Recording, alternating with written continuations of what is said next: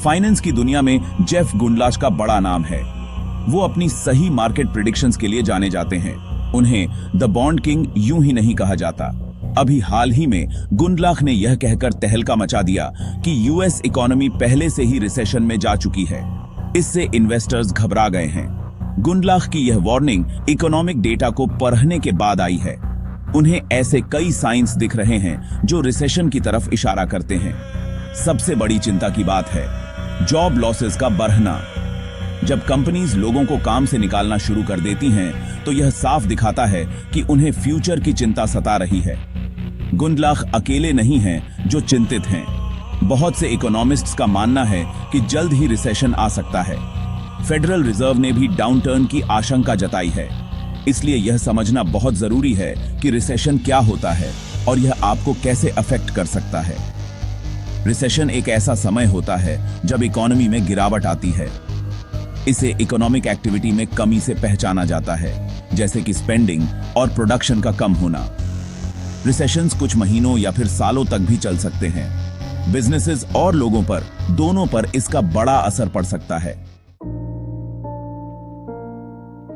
गुंडलाच के लिए सबसे ज्यादा चिंता की बात है जॉब लॉसेस का बढ़ना। पिछले कुछ महीनों में हमने कई बड़ी कंपनीज को लेऑफ्स का अनाउंसमेंट करते हुए देखा है।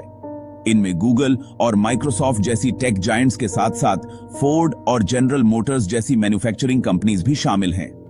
ये जॉब लॉसेस कई वजहों से महत्वपूर्ण हैं। पहला, ये बताते हैं कि बिजनेसेस फ्यूचर को लेकर ज्यादा सतर्क हो रही हैं। जब कंपनीज को इकोनॉमी पर भरोसा होता है तो वो नए लोगों को नौकरी पर रखते हैं, लेकिन जब उन्हें स्लो डाउन की चिंता होती है तो वो अक्सर हायरिंग कम कर देते हैं या मौजूदा एम्प्लॉइज को काम से निकाल देते हैं।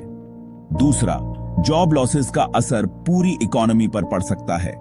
जब लोग अपनी जॉब्स खोते हैं तो उनके पास खर्च करने के लिए कम पैसे होते हैं। इससे कंज्यूमर स्पेंडिंग में कमी आ सकती है, जिससे बिजनेसेस को और नुकसान हो सकता है। इस चक्र को तोड़ना मुश्किल हो सकता है। गुंडलाच का मानना है कि ये जॉब लॉसेस इस बात का साफ संकेत हैं कि यूएस इकोनॉमी पहले से ही रिसेशन में है। उनका तर्क है कि इकोनॉमिक ग्रोथ का ऑफिशियल डेटा पीछे चल रहा है और जमीनी हकीकत नहीं दिखा रहा है। वो रिसेशन के और सबूत के रूप में डिक्लाइनिंग कंज्यूमर कॉन्फिडेंस और स्लोइंग मैन्युफैक्चरिंग एक्टिविटी जैसे दूसरे इंडिकेटर्स की तरफ इशारा करते हैं।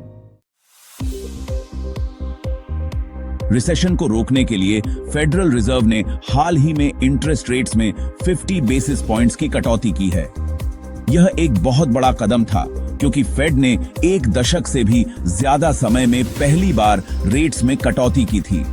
रेट कट का मकसद इकोनॉमी को तेज करना था, ताकि बिजनेसेस के लिए पैसे उधार लेना और निवेश करना सस्ता हो जाए। हालांकि कुछ इकोनॉमिस्ट्स का तर्क है कि फेड का रेट कट बहुत कम था और बहुत देर से आया। उनका तर्क है कि इकोनॉमी को रिसेशन में जाने से रोकने के लिए फेड को जल्दी और ज्यादा तेजी से काम करना चाहिए था। वे बताते हैं कि ट्रेड वॉर और धीमी ग्लोबल ग्रोथ के बुरे प्रभावों को कम करने के लिए रेट कट पर्याप्त नहीं हो सकता है। दूसरों का तर्क है कि रेट कट एक गलती थी।